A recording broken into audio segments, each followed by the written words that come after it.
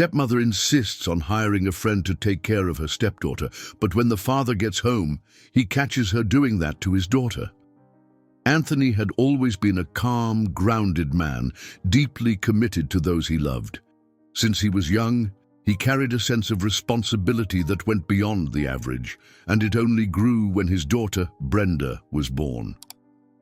His relationship with her mother had already been strained long before the birth. Constant conflicts and an ever-growing emotional distance made living together impossible.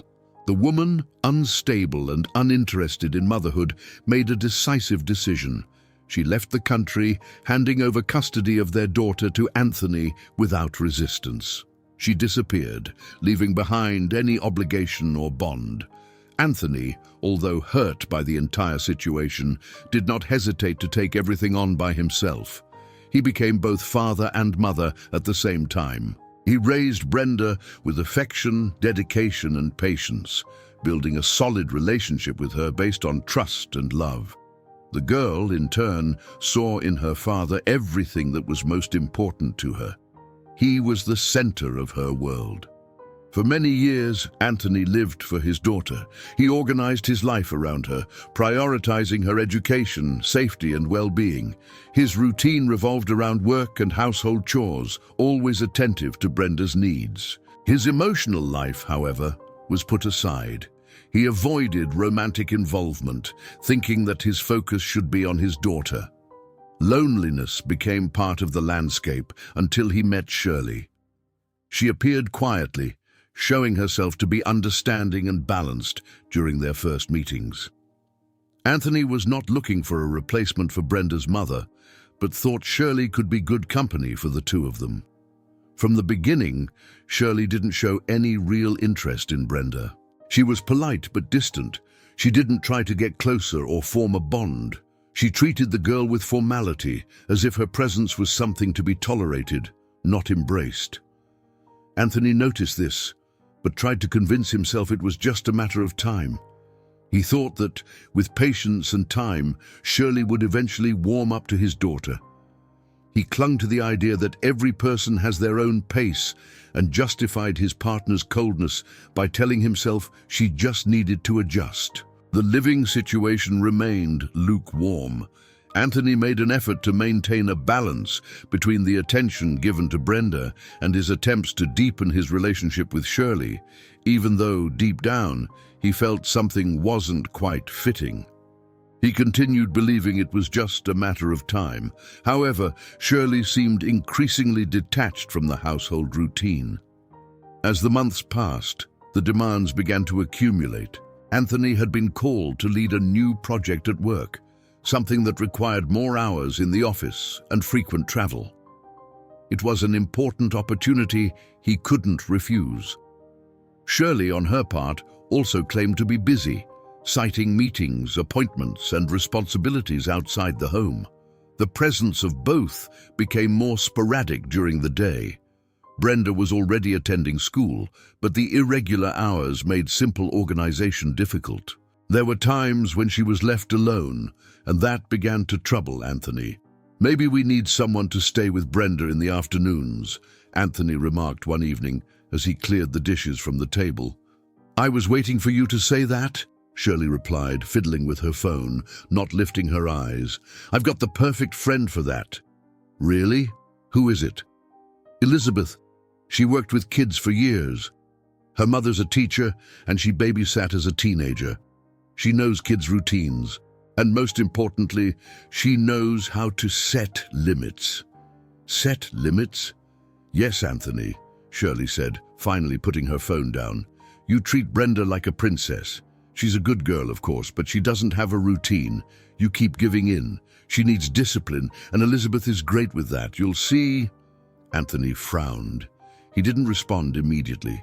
He didn't like the idea of a stranger being around his daughter, but he also realized he didn't have much space to resist. "I'd like to meet her before deciding," he said cautiously. "Sure, you'll meet her, but I'll tell you this. If we don't solve this soon, Brenda will end up alone again. And you said that worries you." "Yeah, it does," Anthony admitted.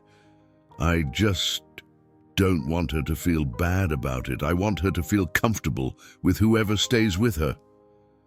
Elizabeth has a direct approach, but she's a responsible woman. She doesn't spoil kids, but she's not a witch either, Shirley said, offering a forced smile. You'll like her.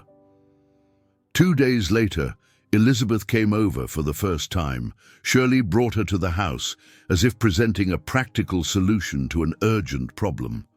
She was a firm woman, with a neutral expression and direct words. She greeted Anthony with a firm handshake and gave Brenda a brief nod, no smile. "This is the famous Brenda?" Elizabeth said, eyeing the girl up and down. Brenda just nodded, shrinking behind her father. "She's shy," Anthony said, trying to break the ice. "No problem.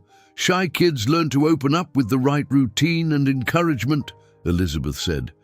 Anthony exchanged a quick glance with Shirley, who was observing everything with a satisfied expression. He couldn't quite put his finger on it, but something about Elizabeth's tone unsettled him. "Have you worked with kids her age?" he asked. "Many. Even younger. I know how to handle tough phases, tantrums, whining. I know when to be firm and when to give in, and I'm punctual." "Punctuality is good," Anthony murmured. "She's everything we need," Shirley added. "You'll see." The next day, Elizabeth started looking after Brenda. She woke up early, arrived before her shift, and took care of the house as if she had been there for years. The first few days went smoothly. Anthony observed from a distance. Brenda didn't complain, only said everything was fine. He asked her every day, "How was it with Elizabeth today, sweetie?" "Normal, Dad," Brenda replied, without much enthusiasm. "Did she treat you well?" "Yes." "Did she help with your schoolwork?" "Kind of. She said I had to try it on my own first." "That's fine. It's important to try on your own," he said, trying to stay calm. But as the week went on, Brenda began to change. She wasn't smiling like she used to. She'd come home from school quiet, spent more time alone in her room, and when she spoke, she used short phrases. Anthony began to notice. "Are you feeling sad, sweetie?" "No, just tired." "Are you sleeping okay?" "Yes, Dad." He wanted to insist, but didn't want to pressure her. He chose to observe more. One evening, he mentioned it to Shirley. "Have you noticed Brenda acting different?" "No," she answered distractedly. "Why?" "She's quieter. She seems down." "Kids change, Anthony. She's growing up. You can't expect her to be cheerful all the time. Besides, now she has a routine. She's not doing whatever she wants anymore. That can be tiring at first." "But she doesn't complain, doesn't say anything. Doesn't that seem strange to you?" "If she were really upset, she'd say something, and Elizabeth would have told me. Besides, Elizabeth is doing a great job. The house is more organized. Brenda is learning responsibility. Don't start dramatizing." Anthony swallowed hard. He didn't want to seem paranoid, but something in his gut was starting to alert him. The next day, he asked his daughter again, "Brenda, has Elizabeth been kind to you?" The girl hesitated for a second, then quietly replied, "She's serious. Just serious. She gets mad if I make mistakes." "What kind of mistakes?" "Leaving the towel out of place, forgetting to make my bed, stuff like that." "And what does she do when she gets mad?" "Nothing. She just raises her voice." Anthony sighed. He wanted to believe it was just an adjustment, that Elizabeth, as Shirley said, just had a stricter way of dealing with kids. But the lack of brightness in his daughter's eyes continued to weigh on his mind. Anthony began organizing his routine to get home earlier whenever possible. Even if it was just for a few minutes, he wanted to see Brenda, observe her face, listen to her voice, notice anything out of place. Something in her look, her recent silence, left no room for excuses. The unsettling feeling growing inside him had already become more than just a suspicion. It was an intuition of the kind that you can't ignore. Then, One normal day, just before the end of the workday, he decided to leave early without warning. He walked home in silence, his thoughts swirling around Brenda. Something was pushing him to get home sooner, to see for himself, to confirm what his instincts had been telling him for days. When he opened the door, before he could even put his bag on the hall table, the sound froze him in the hallway. Shouting, high, harsh screams. It wasn't the sound of play or a simple argument. It was something aggressive, familiar, but out of place. He moved quickly, his steps firm. Elizabeth's voice cut through the air, followed by a sharp sound, like a sudden tug. Anthony stopped for a moment, stunned by what he was hearing. "Are you stupid or what? I've told you 100 times that the wet towel goes on the rack, not on the couch. What kind of animal does that?" Another crack, heavy steps, a muffled sob. Anthony didn't hesitate. He rushed down the hallway, his heart pounding like a hammer in his chest. When he turned the corner into the living room, the image that met his eyes made his stomach turn. Elizabeth was standing, furious, holding Brenda's arm with a visibly aggressive grip. The girl had wide, tearful eyes, trying to hold back her sobs, her body tense as if she were expecting the worst. "Let her go right now!" Anthony shouted, his voice exploding before he could control it. Elizabeth turned with visible shock, as if she couldn't believe someone was there. "Anthony, I didn't know you. I thought you were still at work. What the hell are you doing to my daughter? She left the wet towel on the couch again. She's doing it on purpose. She's defying me." "You're yelling at her like that? Shaking her like a doll? Are you completely out of your mind?" No, it's not like that. She needs to learn, Anthony. She's been living without limits. You don't see it, but don't you dare tell me what I do or don't see in my own house. This is abuse. It's cowardice. You've completely lost it. Elizabeth let go of Brenda, who immediately stepped back, curling up against the wall. Anthony ran to her, kneeling, wrapping her in his arms. "Sweetie, I'm here. It's over. It's okay now." Brenda sobbed silently. Her breathing was shallow, uneven. He gently touched her face and slowly turned back to Elizabeth. "You have 2 seconds to explain to me what you think you're doing here before I call the police." "You're overreacting, Anthony. I was just being firm. Kids need to hear it. You treat this girl like she's made of glass. You treated her with violence. That's a crime. And I swear, if you don't tell me exactly what's behind this, I'll report you right now." Elizabeth paled. The arrogance vanished in seconds, replaced by tension. She took a deep breath, crossed her arms, but her fingers trembled. Fine. I wasn't going to say it, but since you're threatening me, here it goes. Say it. Surely, it was her. She called me, explained everything, said you'd never impose yourself, that Brenda was spoiled, that she was always getting in the way of your relationship. She told me that if it were me, with more control, I could set things straight. You're telling me she told you to do this to my daughter? She said to be firm, very firm. She said if it was up to you, the girl would grow up without any sense of limits, that she needed to learn to behave like a decent girl. Anthony clenched his fists, blood boiling, his entire body on alert. He stood up slowly, still between Brenda and Elizabeth. "You have no idea what you've done. You messed with the one person I would never leave unprotected, and you're going to pay for this." He grabbed his phone. With firm fingers, he dialed the police number. "Police? I need urgent help. My underage daughter has been mistreated at home by a caregiver." While he spoke, Brenda still trembled, clinging to her father. Elizabeth stood motionless, trying to hide her guilt by remaining still, but her eyes betrayed her panic. When he hung up, Anthony turned back to his daughter, gently touching her face. "Sweetie, I need to ask you something, okay?" She nodded, wiping her eyes. "What else did she do to you?" Brenda hesitated for a few seconds. Her voice was low, almost a whisper. "She yelled, almost every day. Made me clean the house, wipe the floor, wash the dishes. She said I was a mess. If I made a mistake, she'd pull me, like today. She ever hit you? Brenda shook her head. No, just pulled really hard. Why didn't you ever tell me this, sweetheart? Her eyes filled with tears again. She looked at her father with fear and answered, She said that if I told, something horrible would happen to you. Anthony felt his heart break.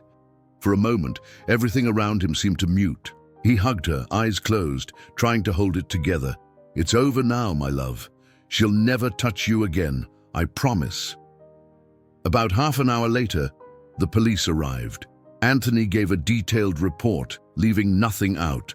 Brenda, standing by him, confirmed everything. Elizabeth was taken for questioning. Meanwhile, Anthony stayed with his daughter, sitting next to her on the couch, feeling the weight of everything he had allowed to happen.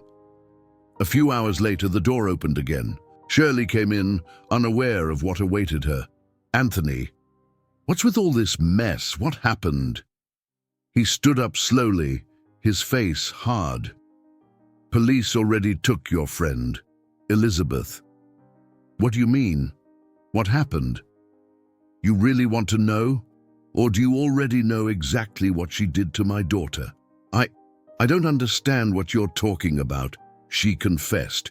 She said you told her to do that, yell, humiliate, punish my daughter. That you thought Brenda was getting in the way of our relationship, that she needed to learn to be a decent girl. Shirley turned pale. The surprise on her face quickly turned defensive. No, she misunderstood. I never told her to do anything like that. You know, Elizabeth, she exaggerates. She didn't exaggerate. She obeyed you. And if you lie one more time here, I'll make sure you're taken for questioning too. Shirley lost control for a second. Fine. I did ask her, but I just wanted her to stop acting like she was in charge of everything. You never listened to me. She's always getting in between us, always in the middle. I just wanted peace. I wanted her to learn to obey, that's all. Anthony closed his eyes for a second. Brenda, by his side, watched everything in silence. You destroyed that girl's trust. You turned your back on a child who only wanted love. You have no idea what you caused. Are you going to kick me out because of this? I'm going to protect my daughter, and that means you'll never see her, or talk to her, or me. Shirley tried to argue, but the police, still present, approached. Given the situation, she was instructed to leave the house and await the formal process. She left crying, not out of remorse, but because she had been caught. Anthony closed the door. He looked at Brenda. He knelt again. You're safe now. I'm here, and no one will ever hurt you again. The house was silent after Shirley's departure. Anthony remained kneeling in front of Brenda for a few minutes, observing her still frightened expression, as if any sudden movement could break that fragile moment. He hugged her tightly, and the girl, little by little, allowed herself to relax in her father's arms. There were no more screams, threats, or looks of disdain, only the sound of their two hearts trying to find peace once again. The next day, Anthony went to the police station to formalize the complaint. He brought his daughter. Brenda, though still quiet and withdrawn, recounted everything. She detailed the abuse she suffered at Elizabeth's hands, the punishments, the humiliations, the fears. She spoke about the forced silence and the constant terror of seeing something bad happen to her father if she told the truth. The authorities listened to every word with care. You were very brave to tell all of this, Brenda, said one of the investigators softly. Now we'll make sure no one does this to you again. Anthony squeezed his daughter's hand, and she looked at him with a shy smile beginning to form. You're here, right? She said.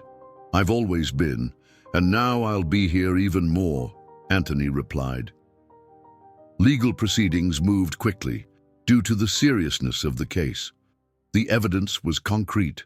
The messages on Elizabeth's phone revealed explicit conversations with Shirley, where she described her actions with pride disguised as concern. Today, I made her clean the entire kitchen again. Let's see if she learns not to leave a cup out of place. one message said. Shirley responded with laughing emojis and a short phrase. Good. She needs discipline. The confessions from both, even with initial attempts to deny, ultimately weighed heavily. The evidence spoke for itself. The prosecutor in the case was clear. What these two women did was psychological coercion and mistreatment, and this will not go unnoticed. During the trial, Shirley tried to reverse the image she had left. She even wrote a letter apologizing, saying she had lost herself emotionally and didn't know how to handle the motherhood she had inherited. But to Anthony, her words felt empty. She didn't feel guilty. She felt ashamed for getting caught, he told his lawyer. And you want her to pay for it how? With distance, that's all. I want her to never have space in my daughter's life again. Shirley and Elizabeth were sentenced to mandatory community service, were prohibited from approaching Brenda, and were required to be monitored by court-appointed psychologists. There was no prison, but there was a clear legal boundary. Anthony and Brenda were protected.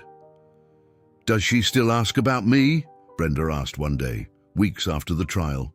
"No more," Anthony answered sincerely. "And even if she did, that doesn't change what she did.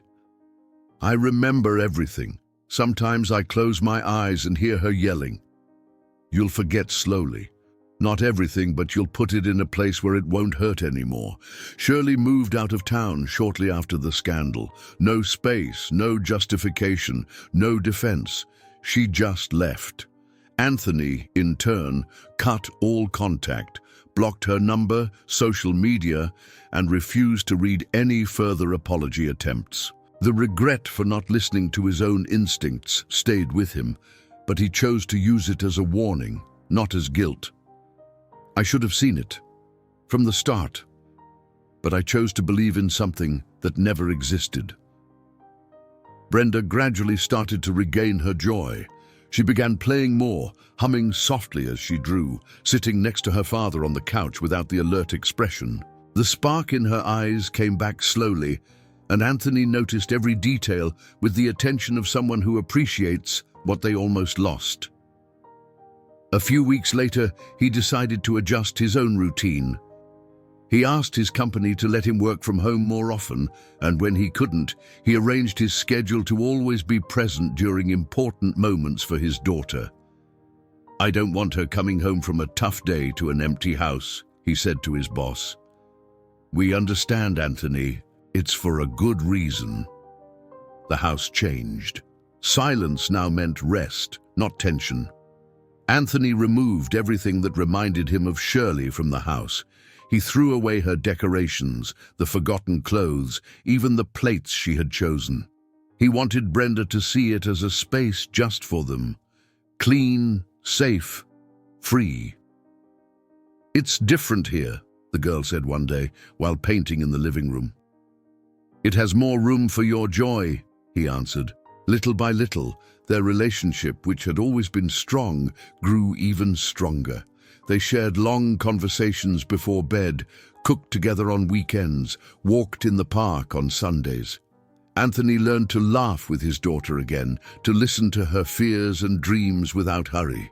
"Dad, do you think I'm strong?" "You're the strongest person I know, Brenda.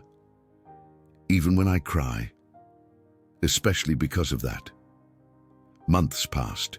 Shirley and Elizabeth completely disappeared from both of their lives. They never tried to reach out, not even indirectly. It was as if they had been swept away by their own mistakes. Anthony no longer spoke of them unless Brenda asked, and even then, it was always with firmness, without anger, just the certainty that protecting someone means, first and foremost, knowing when to say no. "Not every person who enters our life is meant to stay," he said one night. "But you'll always stay, right?" she asked. "Always. Wherever you are, I'll be close." Brenda nodded and rested her head on her father's shoulder. The world around them continued with its noises and uncertainties, but in that small space of time and silence, there was safety. The pain of what they had been through didn't completely fade, but it became a lesson, a constant reminder that not every presence is good, that love requires vigilance, and that trust isn't blindness. And more than anything, it became a shared certainty between father and daughter. Real love is protecting, even when it means confronting those who claim to be part of the family. If you enjoyed this story, don't forget to subscribe to the channel, leave a comment, give it a like, and activate the notification bell so you don't miss any of our upcoming videos. See you in the next story.